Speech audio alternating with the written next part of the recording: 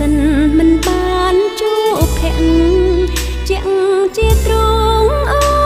នអត់លះ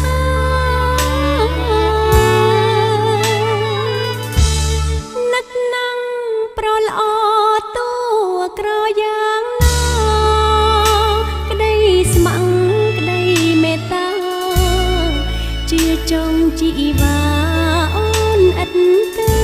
ប្រែភក្ត្រាស្រពនក៏បងនៅល្អលែកគេរាល់ពេលនឹកតែមានស្នេហ៍ទ្រួងព្រួយគ្មានលហើយព្រោះស្នេហ៍